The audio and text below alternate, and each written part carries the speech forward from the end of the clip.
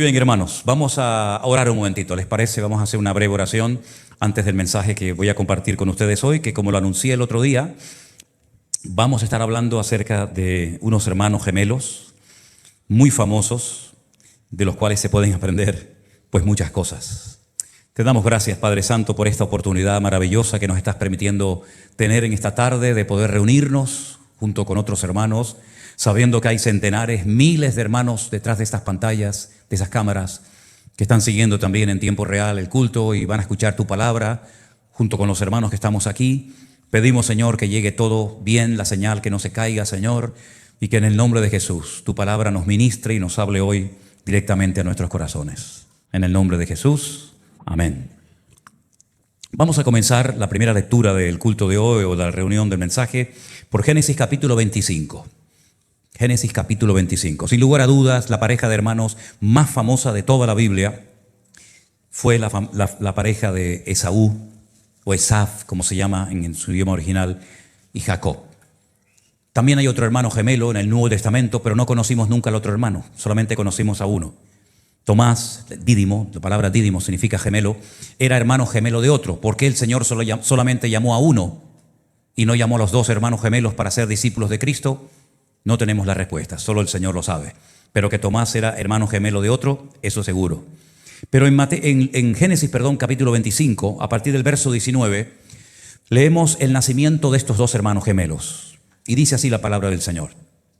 Estos son los descendientes de Isaac, hijo de Abraham. Abraham engendró a Isaac.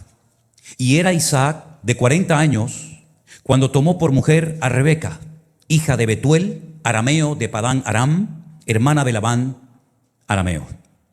Y oró Isaac al Señor por su mujer, que era estéril, y lo aceptó el Señor y concibió Rebeca su mujer. Y los hijos luchaban dentro de ella y dijo, si es así, ¿para qué vivo yo? Y fue a consultar al Señor. Y le respondió el Señor diciéndole, dos naciones hay en tu seno, dos pueblos serán divididos desde tus entrañas. Un pueblo será más fuerte que el otro, y el mayor servirá al menor. Cuando se cumplieron sus días para dar a luz, he aquí había gemelos en su vientre. Y salió el primero rubio, y era todo velludo como una pelliza, y llamaron su nombre Esaú. Después salió su hermano, trabada su mano al calcañar de Esaú, y fue llamado su nombre Jacob. Y era Isaac de edad de 60 años cuando ella los dio a luz. La verdad que la vida de todos estos personajes, Abraham, Isaac, Jacob, Esaú, la verdad que es para hacer muchas películas y escribir muchos libros y novelas. Porque cada uno de ellos nos enseñan cosas realmente extraordinarias, algunas buenas, otras malas, ejemplos a imitar, ejemplos a no imitar. Lo que me llama la atención es que a la edad de 39 años fue cuando Isaac fue llevado al monte Moriah para ser sacrificado por su padre Abraham sobre un altar. Al año siguiente, él se casa con una tal Rebeca y dice la palabra de Dios que al poco tiempo se da cuenta de que su esposa es estéril. Y si os habéis dado cuenta, lo hemos leído esta tarde, cuando él se casa con Rebeca dice que tenía 40 años y oró por ella, pero cuando nacieron sus hijos, que yo sepa fueron los únicos dos que tuvieron, tenía 60 años. Si cuando tenía 40 años oró porque se dio cuenta de que su mujer tenía un problema, era estéril, y el Señor oyó su oración, ¿por qué hasta los 60 años no nacieron sus hijos? Dios tiene que esperar 20 años para responder a una oración tan importante, a una sanidad tan importante como es sanar a Rebeca. Lo que está bien claro que en esos 20 años el Señor obró tanto en la vida de Rebeca como en la vida de Isaac de una forma tremenda. Rebeca era muchísimo más joven que él, pero independientemente de la edad que pudieran tener, la Biblia nos dice la procedencia de esta mujer, porque Abraham tenía una carga en su corazón y es que no quería que su hijo se casara con las mujeres de Canaán, porque lo podían echar a perder, podían llevar su corazón a la idolatría. Y Abraham tenía esa carga, tenía ese dolor y le pide a su criado de confianza, Eliezer, cuyo nombre significa el Señor es mi ayuda, o mi ayudador, que vaya a la tierra de la cual salió Abraham y allí busque una mujer idónea para su hijo Isaac. El viaje era muy largo, Fue cargado con abundancia de oro, de plata, muchos camellos, y también el viaje de regreso duró muchísimo tiempo. El asunto es que logró encontrar a la mujer idónea para el hijo de su amo. Esta mujer se llamaba Rebeca. Era hija de un tal Betuel, familiar de Abraham. Pero tenía un hermano que se llamaba Labán. Y curiosamente, también en español lo podemos hacer. Si ustedes fijan su mirada en la Biblia, en el verso 20, el nombre Labán, ¿cómo se lee el nombre Labán al revés? ¿Cómo? Nabal. Y hay un versículo en la Biblia que dice, un salmo, dice el Nabal en su corazón, no hay Dios. Dice el necio en su corazón, no hay Dios. Esa es la palabra que más repite Abigail cuando va a interceder por su marido, ¿verdad? Que dice que era un Nabal, era un necio. Labán era todo un tramposo, le complicó la vida a Jacob muchas veces, pero Jacob finalmente fue prosperado, fue bendecido. Pero volvamos al tiempo del parto, volvamos al tiempo del nacimiento. Su madre lo estaba pasando realmente mal, porque no era normal que estuvieran constantemente esos niños dentro del vientre peleándose, hiriéndose, golpeándose el uno al otro. El embarazo fue muy complicado hasta el punto que ella tiene que ir a consultar al Señor. Y el Señor le responde, porque cada vez que nos refugiamos en Dios y buscamos palabra, buscamos orientación, el Señor siempre nos va a hablar. Y en esta ocasión le da el Señor una palabra que trajo, digamos, un cierto consuelo, pero al mismo tiempo es una palabra profética porque está dando el destino de lo que van a hacer estos niños. Llegó a decir que el mayor servirá al menor y que ella lo que realmente lleva en su vientre son dos estilos de vida diferentes, opuestos el uno al otro. Eran diferentes por fuera y eran diferentes por dentro. Y cada uno representa a una nación, a un pueblo, que curiosamente dice que uno será más fuerte que el otro. Ahora, si nos fijamos, por ejemplo, en el nombre que le pusieron a estos niños, es muy interesante porque los nombres en el tiempo bíblico no se ponían porque sonaban bonitos, sino que siempre detrás del nombre había un propósito, había una razón de ser. Se oraba muchas veces incluso para que Dios revelara y mostrara el nombre de los hijos. Y al primero le pusieron Esav, ese es el nombre en hebreo, Esav, que viene de Azui, y Azui significa hecho, algo que ha sido hecho. Ya no hay que tocar nada, ya no hay que modificar nada, ya está hecho y así se quedó. Es interesante notar que esta expresión hecho o formado aparece en los primeros capítulos del libro del Génesis. La Biblia dice que la obra de Dios, obra perfecta, obra completa, Él utilizó 3 términos diferentes en hebreo que los vamos a poner en la pantalla. En Génesis capítulo 1 dice que Dios creó, en el principio creó Dios los cielos y la tierra. Y el verbo que aparece ahí es bará. Cada vez que habla de crear, siempre se emplea la palabra o el verbo, el término bará. Cuando se habla de formar, de darle forma a algo que ya ha sido creado o va a ser formado, la palabra cambia y la tienen ahí en la pantalla. Es yatzar. Pero hay una palabra muy interesante que es la palabra asá, de donde viene el término hacer, y de ahí viene el nombre de Esaú. Algo que fue hecho, algo que ya está completo, ya no se puede cambiar. Así como lo ves, así será toda su vida. Es interesante que la Biblia destaca que era un niño rubio. Realmente el hebreo no dice que era rubio, dice que era pelirrojo. Era muy velludo, como si fuera una pelliza, como si fuera una auténtica piel de animal. Podríamos decir en cierto sentido que cuando veían a ese niño casi recién nacido, es como si vieran a un hombre en chiquitito. Un hombre totalmente formado, con facciones de hombre, con pelos, con todo de hombre, pero en miniatura.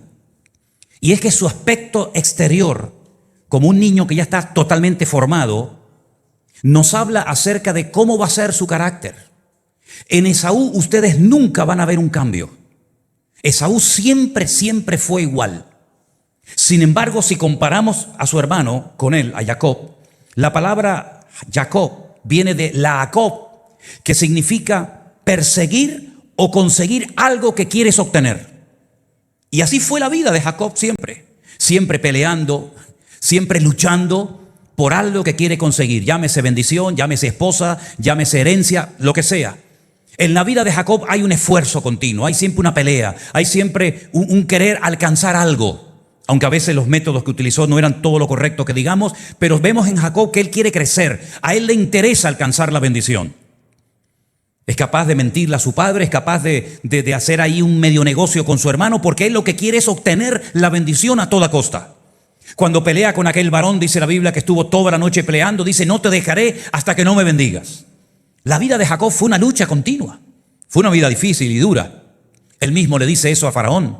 Cuando él logra bajar a Egipto, el Faraón le dice: ¿cuántos años tienes? Y antes de decirle la edad, le dice: tengo pocos y malos. La vida de Jacob fue una lucha desde el vientre de su madre, prácticamente hasta que murió. Se llevó unas desilusiones, se llevó unos palos tremendos, tuvo muchos problemas con algunos de sus hijos. Una hija fue abusada por un tal Siquén, que era el hijo de Hamor, el rey de aquella ciudad. En fin, la vida de Jacob fue una lucha constante y permanente. Pero Jacob cambió. Vemos incluso que cambió por fuera y por dentro. La Biblia dice que aquel varón le descoyuntó la cadera y quedó lisiado, quedó cojo para toda la vida. De ahí la expresión: oh gusano de Jacob. Quedó como arrastrando la pierna.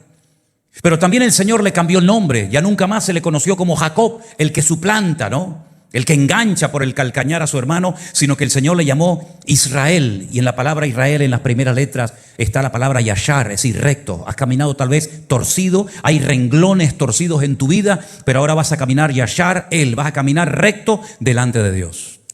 Sin embargo, Esaú es todo lo contrario. Si ustedes leen todos los pasajes, los capítulos, los versículos que nos hablan, por ejemplo, de Esaú, nunca pronunció el nombre de Dios. Nunca.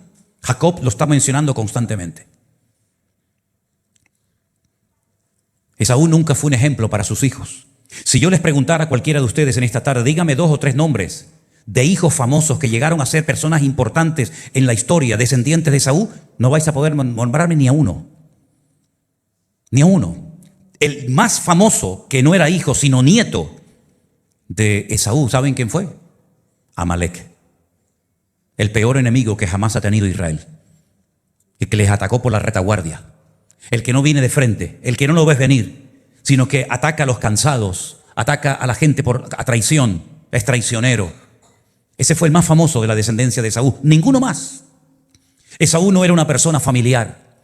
Después vamos a ver cuando se reencuentran los hermanos después de más de 20 años sin verse, que la Biblia dice que Jacob viene cargado de hijos, trae sus mujeres, trae sus camellos, sus ovejas, sus cabras, su ganado. Es un hombre familiar, es un hombre hogareño. ¿Cómo viene a ese encuentro? ¿Cómo viene a ese acto supuestamente de reconciliación Esaú a visitar a Jacob? Con 400 soldados armados hasta los dientes. No trae mujeres, no trae nietos, no trae animales, no trae hijos. Es que realmente Esaú es un salvaje. La forma de hablar en el hebreo de Esaú es vulgar, habla mal, dice malas palabras. No es una persona familiar, es un salvaje. Es una persona que el peor error que cometió en su vida es que no aceptó los procesos de Dios en su vida. Y esto es tremendamente peligroso. Cuando nosotros dejamos de crecer o de desarrollarnos como cristianos porque abortamos la obra, el proceso que Dios quiere llevar en nuestras vidas. Esaú nunca quiso cambiar, nunca. Y tuvo la misma oportunidad que su hermano. Pero Esaú fue formado, fue hecho y acabado desde el primer día hasta el último.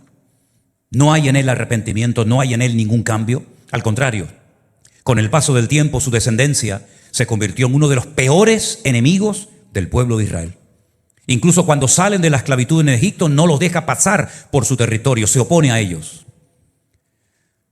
Hay un detalle muy significativo en la vida de estos hermanos, y es que dice que el padre Isaac amaba a Esaú. Y la madre Rebeca, amaba a su hijo Jacob. Cuando José cuenta aquellos sueños donde dice que él ve al sol, a la luna y a las estrellas postrándose ante él, Jacob, ya siendo adulto, sabe lo que José le está diciendo. Él dice: tú estás diciendo, hijo, que tu padre, el sol, tu madre, que representa a la luna, y las estrellas que representan a tus hermanos, ¿nos vamos a postrar un día delante de ti? ¿Estás diciéndonos eso? Es decir, que el sol siempre representa al padre, la luna a la madre y las estrellas a los hijos. Y dice la Biblia que Isaac amaba a Esaú, porque el sol no se mueve. El sol es estático, siempre está en el mismo sitio. Sin embargo, las fases de la luna, representando a Rebeca, sí cambian. La luna no está siempre igual. A veces está en un cuarto creciente, a veces está llena, a veces no está. Y va cambiando la luna según los días, según las semanas. Y por eso podemos ver que incluso hasta en ese amor, en ese apego que tenía Isaac a su hijo, vemos que no hay cambios en él. La influencia de su padre no sirvió en él para nada. Es más, hay un momento, y leí esta semana este versículo muy interesante, que fíjense cómo era el corazón de Esaú. Capítulo 27, verso 41 dice: aborreció Esaú a Jacob. Lo aborreció por la bendición con la que su padre le había bendecido. Y dijo en su corazón: llegarán los días del luto de mi padre y yo mataré a mi hermano Jacob. ¿Qué les parece? Pero solamente menciona a su padre. ¿Por qué no piensa en el dolor que le puede producir también a la madre si mata a su hermano? ¿Por qué no dice: llegarán los días de luto de mi padre y de mi madre? Y entonces, él a la madre ni la menciona. Prácticamente con su madre no tuvo ninguna relación y no le importaba los sentimientos o cómo le podía sentar que mataran a uno de sus hijos. Solamente le importaba lo que su padre podía sufrir si se enteraba que mataba a su hermano Jacob. Para colmo, sabiendo que esto le va a desagradar a su padre y a su madre, se casa con mujeres cananeas, cosa que no hace Jacob. Jacob se va lejos, a Padán Aram, y allí busca una esposa, ¿verdad? Allí se casa con Lea, se casa con Raquel. Vemos que es un hombre familiar, que ama a sus hijos, que ora por sus hijos, que los bendice. En Esaú nunca ves ni un detalle espiritual. Es carne pura, desde la A hasta la Z. La Biblia en el Nuevo Testamento lo describe como un profano, como un hombre que no tiene ningún respeto, ningún temor a Dios, ni a lo que Dios representa, hace o dice. Esaú es capaz de vender, no por dinero, sino por un simple plato de comida, lentejas, su primogenitura, porque no es un hombre que le importa lo espiritual. No es un hombre que tiene visión de futuro, no le importa lo que es trascendental en la vida. A él le importa el aquí, ahora y ya. Ese es el espíritu de Esaú, el que quiere las cosas ya, el que no está dispuesto a esperar, el que no está dispuesto a esperar un trato de Dios, un cambio interior para poder alcanzar mayores bendiciones. Porque hay bendiciones que se alcanzan en un nivel de madurez y hay otras que no vienen a menos que crezca espiritualmente hablando, así como te lo digo de claro.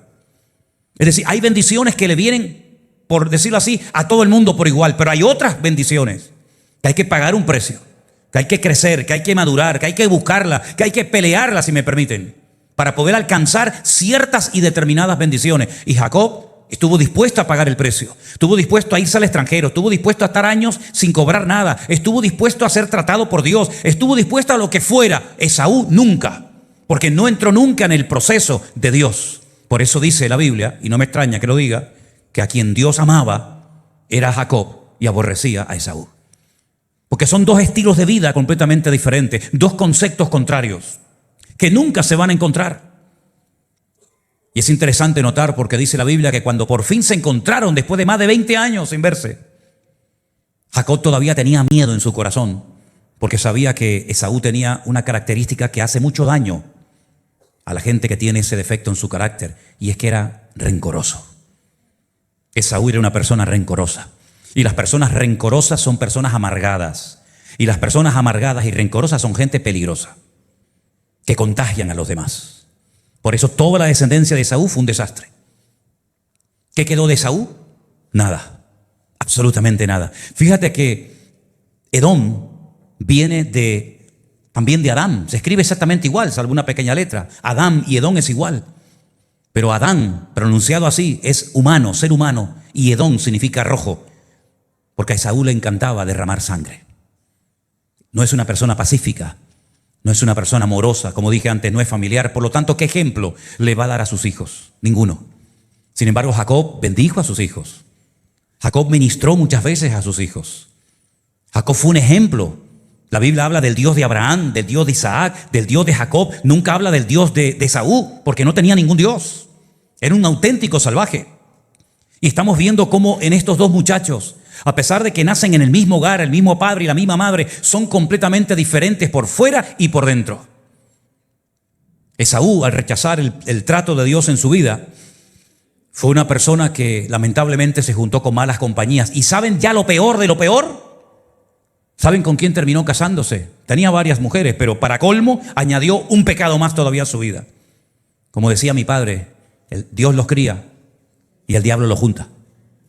Se casó con una hija de Ismael, de Guatemala a Guatapeor. Con una hija de Ismael, otro salvaje, que la Biblia lo define así: Pere Adán, salvaje, hombre.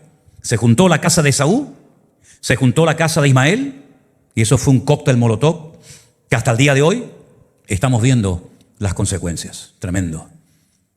El estilo de vida de Esaú es el que se ha extendido en la sociedad actual, donde la gente quiere todo ahora, rápido, y me enfado si tengo que esperar un ratito por ir a buscar una compra o ir al banco o al supermercado o hacer cualquier otra operación. Ese es el estilo de vida que impera hoy en día en la sociedad, en los jóvenes, en la gente hoy en día. No quiero esperar, tiene que ser aquí, ahora, rápido. Sin embargo, el de Jacob es poco a poco. Hay una expresión impresionante en el libro del Génesis, en el capítulo 33, que os la voy a poner ahí en la pantalla para que se la aprendan de memoria. Yo les voy a decir lo que significa, no se preocupen. En Génesis capítulo 33, el verso 14, cuando se produce esa reconciliación aparentemente, entre los dos hermanos que llevan años sin verse ni hablarse, Esaú está empeñado en que vaya con él. Le mete prisa, le dice: no, vente conmigo que yo te ayudo. Y Jacob le dice: mira, yo no puedo ir a tu ritmo. Escuchen bien esto. Yo no puedo ir a tu paso porque yo tengo mujeres, yo tengo niños, yo tengo animales. Fíjate que se preocupa hasta por los animales. A Esaú le da igual. Dice: si yo voy a tu ritmo, los voy a matar, los voy a agotar y al final voy a perder todo lo que he tardado más de 20 años en conseguir. Es decir, que por tus prisas, Esaú, estás como estás. Por tus prisas, por tus carreras, por no saber esperar, te ha pasado todo lo que te ha pasado en la vida y más que te va a pasar. Pero yo no puedo ir a tu ritmo, porque si tú me obligas a vivir un estilo de vida diferente al que yo he querido vivir, yo voy a terminar destruyendo a mi familia. Yo voy a terminar matando a los animales y bajo ningún concepto yo voy a aceptar ir a tu ritmo. Y entonces cuando aparece la frase en el verso 14, Génesis 33, 14, pase ahora mi señor delante de su siervo y yo iré poco a poco, al paso del ganado que va delante de mí y al paso de los niños hasta que llegue a mi señor a Seir. Yo iré etnalá leití. Esa es la frase. Yo iré etnalá leití. Yo iré poco a poco, paso a paso, al ritmo que me marca, pues en este caso mi familia y los animales, y no al ritmo que tú me estás imponiendo a mi vida o intentas imponerme. El mundo hoy en día nos dice cómo tenemos que vivir, cómo tenemos que vestirnos, cómo tenemos que actuar. Quieren que entremos en la carrera loca del mundo. Sin embargo, nosotros somos de los que decimos etnalá leití. Yo voy paso a paso porque yo sigo a alguien y ese alguien es mi Señor. Y detrás de mí viene mucha gente que también a mí me están siguiendo porque ven que yo voy al paso que nos indica el Señor. Y quiero que sepas que tú estás siguiendo al Señor. Amén, hermano. Pero detrás de ti hay hijos. Detrás de ti hay nietos. Detrás de ti hay gente que tú has tenido el honor y el privilegio, tal vez, de haberlos llevado, de haberlos conducido hasta los pies de Cristo. Y de alguna manera te están también siguiendo a ti. No dejes que el mundo te diga el ritmo de vida que tienes que llevar. No dejes que el mundo te imponga su ritmo, porque tú vas al paso que te indica el Señor. Y puse ahí no solamente la frase, sino un número. Ustedes saben que en hebreo las letras tienen un valor numérico. Ponlo otra vez, por favor. Las letras tienen un valor numérico. Y si ponemos el valor numérico de cada una de las letras en hebreo y de toda esa frase, etnalá leiti, el valor es 541. Y saben que el nombre Israel, si sacamos y extraemos el valor numérico del nombre Israel, da exactamente igual 541. En otras palabras, es el Señor el que tiene que decirnos si tenemos que pararnos, correr, hablar, sentarnos, llorar, reír o lo que sea. Nosotros no vamos por la vida como un caballo desbocado, impulsado por emociones y sentimientos o por modas, manipulado por los medios de comunicación, sino que nosotros vamos siguiendo los pasos que nos va trazando el Señor Jesucristo. Y si otro va más rápido que tú y te adelanta, no te preocupes. El Señor tiene un plan y un propósito para cada uno de nosotros. Y a unos les hace correr más que a otros. Y a otros los pone en un área y a otros los pone en otro área. Pero sea como sea, pídele de corazón al Señor: Señor, yo quiero aceptar y gozarme en los procesos y en los cambios que tú tienes preparados para mi vida. Hasta el nombre ya dije que le cambió. Ahora te vas a llamar diferente. Ya no te van a llamar Jacob, sino que ahora vas a ser Israel. Y si uno estudia la descendencia de Jacob o de Israel, claro que podría uno nombrar no uno, ni dos, ni 100, ni 200. Podría nombrar miles y miles de personas que fueron bendecidas, que fueron descendientes de Israel y que impactaron la historia. Y el que más impactó la historia y el que más cambió, que salió de los lomos de Jacob, de los lomos de Israel, ¿saben quién fue? Nuestro amado y querido Salvador, nuestro Señor Jesucristo. Dale un fuerte aplauso a Él en esta noche. A Él, aleluya, exaltamos y glorificamos. Gloria a Dios. Todas las características de Saúl son muy desagradables, hermanos. Era una persona tosca, vulgar, chabacana, mal hablada, siempre rodeado de lo peor, de las peores compañías, pero no para cambiarlas, sino para ser uno más entre ellos. Esaú, como dije antes, no fue un hombre familiar, no fue un buen padre, no fue un buen abuelo. Esaú realmente es un estilo de vida que nos debería de dar, permítame la expresión, asco. Deberíamos de rechazar cualquier actitud de Esaú en nuestras vidas. Esa persona vengativa, rencorosa, amargada, siempre pensando en lo malo, porque no acepta lo que un día Dios dijo, que el mayor serviría al menor. No acepta lo que Dios declaró, no acepta lo que Dios le reveló a su madre cuando estaban peleando los hermanos en el vientre. No acepta que el Señor dijo que un pueblo sería más fuerte que el otro. Pero a pesar de eso, vemos que Jacob le tenía cierto temor, y entonces él, para el día del reencuentro, que se tiene que producir ese reencuentro, la Biblia dice que lo que hizo fue irse solo a orar. Cuando tengas miedo, cuando tengas una inseguridad en tu vida tremenda, cuando tengas miedo de perder tal vez los privilegios, los valores, las bendiciones que el Señor te ha dado, no alimentes tu miedo, sino alimenta tu fe orando a solas en la presencia del Señor. Y dice que el Señor le habló, el Señor lo consoló, le vinieron a la mente promesas que el Señor le había dado cuando tuvo que huir para salvar su vida de su hermano. Y entonces dice que orando le vino al corazón hacer algo muy interesante, y es darle a su hermano Esaú un montón de animales como señal de que iba en serio y que quería la paz y reconciliarse con su hermano. Hizo varios campamentos. Pero quiero destacar algo en cuanto a esto, muy interesante. Si vienen conmigo al capítulo 32 del libro del Génesis, donde ya se está preparando Jacob para el encuentro con su hermano Esaú, dice que Jacob siguió su camino y le salieron al encuentro ángeles de Dios. Este hombre tuvo varios encuentros con ángeles a lo largo de su vida. Ahora dice que le salen al encuentro ángeles de Dios, pero una noche durmiendo también vio una escalera donde subían y bajaban ángeles de Dios. Y dice que Jacob los vio y dijo: campamento de Dios es este, y llamó el nombre de aquel lugar Mahanaim. Es interesante notar porque en hebreo campamentos en plural no se dice Mahanaim, sino Mahalot, como dice en el versículo 8. Y dijo, si viene Esaú contra un Mahalot, si viene contra un campamento y lo ataca, el otro campamento escapará.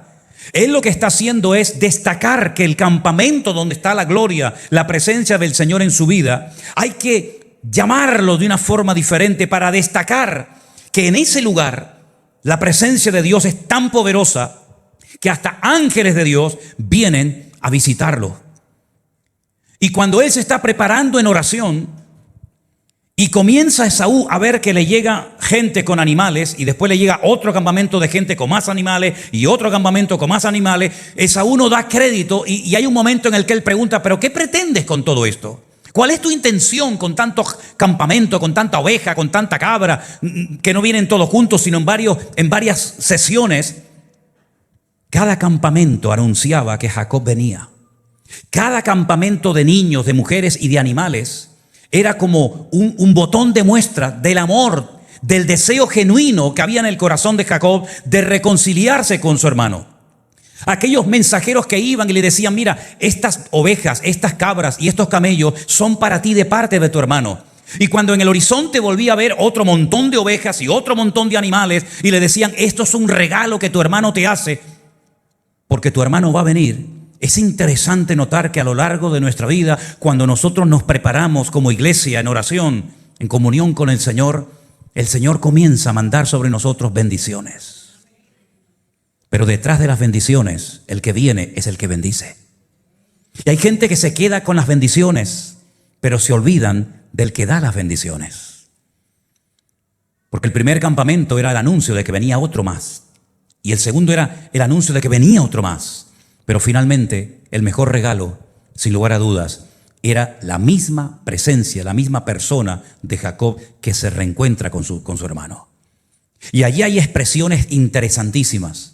Porque por un lado Jacob dice, todo esto me lo ha dado Dios. Gracias a Dios tengo mujeres. Gracias al Señor he prosperado y he sido bendecido. Gracias a Dios. Y continuamente está mencionando a Dios. Pero Esaú es incapaz, aunque sea para quedar bien por un instante, de decir, bueno, gracias a Dios. Nunca, repito, Esaú mencionó el nombre de Dios. Nunca, jamás. Porque fue un Azui. ¿Se acuerdan lo que les dije al principio? Desde el que nació ya estaba hecho. Ya no había cambios en él. Era terminado, un hombre en pequeñito y vivió toda su vida como nació y murió exactamente igual que cuando era joven. La vida nos cambia a todos, físicamente, espiritualmente, ¿sí o no, hermanos? ¿No has notado cambios en tu vida, sí o no? La vida nos cambia continuamente. Hay experiencias que nos cambian, pero hay cambios que nos transforman en mejores personas, en mejores creyentes, y hay cambios que nos pueden hacer peor persona y peor creyente de lo que somos hoy en día. Esaú podía haber cambiado, claro que sí, por supuesto. Tenía las mismas posibilidades de cambiar y de ser un hombre de Dios como lo fue su hermano, con sus defectos que los tenía, pero no quiso cambiar. Y mi pregunta es, ¿nosotros estamos dispuestos a entrar en los procesos que Dios quiere generar en nuestra vida? ¿Sí o no? ¿Queremos cambiar? Si tu respuesta a la pregunta ¿queremos cambiar? Es sí, te felicito. Y tengo la buena nueva, la buena noticia, que si quieres cambiar, Dios te va a ayudar a que puedas cambiar. ¿Quieres cambiar tu impuntualidad? ¿Quieres cambiar tu temperamento? ¿Quieres cambiar, en fin, cosas que tú sabes que tienen que ser cambiadas? Si tú quieres cambiar y le pides al Señor como Jacob, no te dejaré hasta que me bendiga, Dios te va a cambiar. Pero si tu respuesta es no, no quiero cambiar, así me quedo, te convertirás en un carnal. ¿Y puede haber cristianos carnales? Sí. Pablo le dijo a los corintios en el capítulo 3, niños en Cristo, carnales, que no os pude dar viandas sólidas, sino leche, porque sois niños, incapaces de recibir cosas profundas. Porque debido a vuestra falta de crecimiento y de desarrollo espiritual, no os pude tratar como adultos, sino como a niños en Cristo. Y por eso se comportan como niños, con celos, con envidias. Yo soy de este, yo soy del otro. Y si os comportáis así, sois carnales y niños en Cristo. Si tu respuesta a la pregunta ¿quieres cambiar? Es no, te convertirás en un cristiano carnal. Y yo añadiría, en un mediocre. Y no hay nada peor que un creyente que tiene la posibilidad de llegar a ser una persona usada y bendecida por el Señor, que por no haber querido entrar en el proceso de Dios, por haber rehuido los cambios que el Señor quería producir en tu vida, te conviertas en un calientabanco, en un mediocre toda tu vida. Mediocre en la hora de orar, mediocre en la hora de tocar, mediocre en todo lo que hagas y en todo lo que digas. Y si quieres saber qué nivel de cristiano eres hoy en día, mira la cara de tu hijo, mira a tus hijos, porque ellos son el espejo en el que los padres nos vemos. Así de claro. A veces decimos, no, es que yo cuando tenía tu edad yo no era como tú. Como me decía una vez mi padre, que me estaba echando una bronca, para no variar. Y pasó su madre, mi abuela, y él decía, yo a tu edad no sé qué y no sé cuánto. Y la abuela le dijo, el gallo no se acuerda cuando fue pollo. ¿Qué dices tú a tu edad si tú a tu edad eras peor que él? A veces es bueno que veamos en nuestros hijos cómo son. Si son espirituales como tú o carnales como tú. Si son puntuales como el padre o son informales como el padre. A veces es bueno ver a nuestros hijos si leen la Biblia como tú la lees o no la leen como tú tampoco la estás leyendo. En otras palabras, tú te estás reproduciendo en ellos. Pero no solamente se parecen en lo físico, en lo genético, sino también en lo espiritual. También en lo espiritual. Y por eso Esaú, ¿qué fue lo que reprodujo? Gente carnal, sanguinaria, vengativa y rencorosa toda su vida. Hasta el punto que el peor enemigo que jamás ha tenido Israel se llamó Amalek. ¿Y de quién era Amalek hijo? Del hijo de Esaú. Era el nieto de Esaú. Eso fue lo que produjo. Un enemigo terrible, que fue el primer enemigo que se atrevió a pelear contra Dios, contra el trono de Dios. Y el Señor dijo, tendrás guerra de generación en generación contra Amalek. Porque es un espíritu, es una actitud. Y el Señor nos permitió publicar un libro que se llama, no me acuerdo ahora el nombre, pero es justamente de la lucha, del espíritu, de la actitud, de demonología creo que se llama, pero realmente el nombre no hace honor al tema porque es un estudio sobre el personaje de Amalek, que era el nieto de Esaú. Sin embargo, queridos hermanos, ustedes pueden ver, por ejemplo, a Jacob, que es capaz de desprenderse de más de 800 animales, de postrarse 7 veces en tierra, llamando a Adoní, llamando mi Señor a su hermano Esaú, porque siempre quiso la paz, siempre quiso reconciliarse con él. Y parecía que se ablandó el corazón de Esaú. Pero hermanos, la cabra siempre tira al monte. En cuanto una persona baja la guardia, sale la carne, sale tu verdadero ego. Por eso hay a veces creyentes que se encuentran con otros creyentes que se apartaron hace años de los caminos del Señor y se quedan sorprendidos ante sus reacciones. Y te quedas con la boca abierta diciendo, pero ni siquiera nos podemos saludar. Ni siquiera nos podemos dar la mano o un beso. No. Porque tarde o temprano, cuando nos apartamos de los caminos del Señor y le damos lugar a nuestra rebeldía interior, nuestros complejos nos vuelven a dominar y la carnalidad se posiciona en el trono de nuestro corazón y nos convertimos en personajes como Esaú, personas tremendamente peligrosas y conflictivas. Qué triste, ¿verdad? Teniendo el futuro en la mano, teniendo la posibilidad de haber podido llegar a ser un hombre de Dios, terminó amargado. Porque si habéis prestado a la lectura que se leyó esta tarde, dice que llegó un momento en el que lloró, porque se dio cuenta del disparate que cometió vendiendo su primogenitura. Se dio cuenta de que se había equivocado durante toda su vida. Dice, pero ya era demasiado tarde para el arrepentimiento. Qué triste, ¿eh? Cuando ya es demasiado tarde para que te arrepientas. Ya no tienes tiempo ni para arrepentirte. Ya has cruzado la línea y ya no hay marcha atrás. Por eso dice la Escritura, si oyereis hoy su voz, no endurezcáis vuestros corazones. Amén, hermano. Que el Señor nos ayude a todos y a cada uno de nosotros a decirle al Señor, Señor, cámbiame. Hasta el último momento de mi vida, cámbiame. Y quiero terminar destacando para mí algo que es tremendamente importante. Porque a veces podemos decir algo con las palabras, pero si el ejemplo que damos no avala el mensaje, ese mensaje no tiene ninguna credibilidad. Es más, yo soy de la opinión de que ya hemos llegado todos, unos más, otros menos, pero más o menos todos, a un punto en nuestra vida en el que ya no deberíamos de hablar desde la plataforma de la teoría. Yo creo que a partir de ahora deberíamos de hablar de nuestras propias experiencias, porque esas son las que le dan credibilidad a tu vida cristiana. No hables de que hay que orar si tú no eres un hombre de oración. No hables de que hay que evangelizar si tú no evangelizas. No hables de que hay que ser generoso si tú eres un hombre de puño cerrado. Es decir, habla desde tus experiencias personales, de los cambios genuinos que se han producido en tu vida, porque esos son los mensajes que tendrán contundencia y cambio en tu vida y en el mundo espiritual. Llegó el momento que se reconciliaron los hermanos, pero no te olvides, Jacob venía arropado por toda su familia. Esaú no trajo ni a un familiar, no trajo ni a un hijo, no trajo ni a una esposa, no trajo ni a un nieto, no trajo a nadie. Trajo a 400 maleantes. Sí, 400 hombres armados hasta los dientes, como declarándole la guerra a su hermano. Después de más de 22 años sin vernos, todavía sigues igual.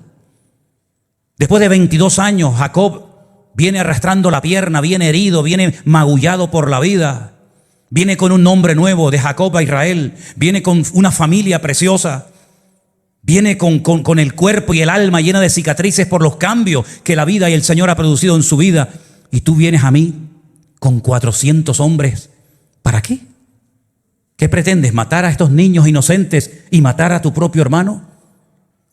¿Cuántos cambios se produjeron en Jacob desde que sale de la casa hasta que regresa y se encuentra con su hermano? ¿Y cuántos cambios se produjeron en Esaú? Ni uno. Es más, peor todavía. Y es interesante notar porque allí Jacob le enseñó a sus hijos algo muy bonito. No con palabras, sino con hechos. Cuando dice que los hermanos se abrazan y se besan, le dice a los hijos, vengan, saluden al tío Esaú. Saluden al tío. Y allí viene Raquel, y allí viene Lea, y vienen los hijos, menos Benjamín que no había nacido, no sino el de la Biblia, y vienen pasando uno detrás de otro, hacen reverencia delante de su tío, le dan un beso, y seguramente esa noche algunos le habrán preguntado, papá, ¿este señor tan peludo quién es? ¿Será el hombre lobo? No, este es tu tío Esaú. Y hoy ha sido un día importante en nuestras vidas, porque hacía más de 20 años que no nos veíamos las caras. Y él una vez quiso matarme. Y seguramente le habrá contado la historia, porque, ¿saben? En aquellos tiempos no había Biblia. Y era todo por tradición oral. Y esto es algo que yo vi en África. Pueblos que no son de libros, pueblos que no son de papel, sino pueblos que se reúnen alrededor de una hoguera, y los viejos, los ancianos, comienzan a contarle las historias a los jóvenes oralmente. Y por eso cuando se muere un anciano, todo el poblado llora, porque se va la historia, se va parte de la historia. Y durante muchos siglos, las historias de la Biblia, del Génesis y muchas otras historias, se transmitían oralmente a los hijos, seguramente alrededor de una fogata, contando, ¿verdad? Y yo peleé con un varón y conocí a esto, y me pasó esto, y me pasó aquello. Y eso se grababa a fuego en el corazón de los hijos. Y uno de aquellos hijos que estaban aquí aquel día allí, que por primera vez vio la cara y besó y saludó a su tío Esaú, cuando se hace hombre, sus propios hermanos lo vendieron como un esclavo para Egipto. Le salió el Esaú. Le salió el Esaú. Porque todos llevamos a un Esaú dentro. Y todos llevamos a un Jacob dentro. Depende de a quién alimentes. Prevalecerá uno por encima del otro. Y llegó un momento cuando el Señor estaba hablando a través de la vida de uno de los hermanos de José. Y él abría su corazón a sus hermanos, sino a quién se los va a abrir. Y les contaba sus sueños, y les contaba lo que el Señor les decía. Y comenzaron a tenerlo en baja estima. Y les cambió el semblante, como a Caín le cambió el semblante cuando el Señor bendecía a Abel. Y dice la Biblia que comenzaron a tenerle celos y envidia, y comenzaron a utilizar un mote. Ahí viene el soñador. Incluso planearon matarlo, exactamente igual que Esaú quiso matar a su hermano. Exactamente el mismo espíritu de Esaú, ahora en ellos. Y querían matarlo y quitar de medio a José. Finalmente, gracias al Señor, uno de ellos, Rubén, le salvó la vida y lo venden y se lo llevan como esclavo a Egipto. Pero años más tarde se tiene que volver a producir el reencuentro, ya no el de Jacob con Esaú, que ya se ha producido tiempo atrás. Ahora es el reencuentro de los hermanos que han vendido a José con José, que es un hombre importante, un hombre bendecido, porque él sabe que no lo llevaron sus hermanos a Egipto, sino fue la mano y la misericordia de Dios. Y es como que se repite la historia. Rechazado por el hermano, tengo que huir, buscarme la vida, pero vengo bendecido, vengo transformado. Ahora José otra vez es rechazado por sus hermanos, a punto de que lo maten, pero ahora Dios lo ha bendecido, Dios lo ha prosperado. Y ahora vienen sus hermanos al reencuentro. Y entonces dice la Biblia que es allí donde José perdona y se reconcilia con sus hermanos. ¿Dónde aprendió esa lección? ¿En qué iglesia la aprendió? ¿En qué escuela dominical le enseñaron que hay que perdonar? En ninguna. Pero sí la aprendió en el hogar. Sí aprendió que su hermano, que su tío estuvo a punto de matar a su padre, pero se produjo la reconciliación. Y entonces, así como Jacob bendice y prospera a sus hermanos, ahora José prospera y bendice a sus hermanos, llamándolos y dándoles las mejores tierras de Egipto, donde viven mucho tiempo como si fueran auténticos millonarios. Hay lecciones en la vida que no las enseñes con tus labios, enséñalas con tu vida y con tu testimonio. Que el Señor nos ayude a decirle: Señor, yo quiero entrar en tu proceso y quiero que tú cambies mi vida, porque yo no quiero ser como el sol que siempre está igual. Si tengo que cambiar, y si me tienes que moldear, y si me tienes que triturar y moldearme por medio de pruebas, les recuerdo que la Biblia dice que aunque era hijo, por lo que padeció, aprendió obediencia. Y se refiere al Señor Jesús. ¿Cuánto más el Señor tendrá que obrar en nuestra vida? Hasta el último minuto de nuestra vida, el Señor tendrá que moldearnos y hacernos a la imagen de su Hijo Jesús. ¿Cuántos dicen amén? Cierra tus ojos ahí donde estás. Y en esta tarde dile al Señor: Señor, ayúdame, Padre, ayúdame, Señor, a no huir de tu trato, a no huir del trato, de los cambios que tú quieres llevar a cabo en mi vida, Señor.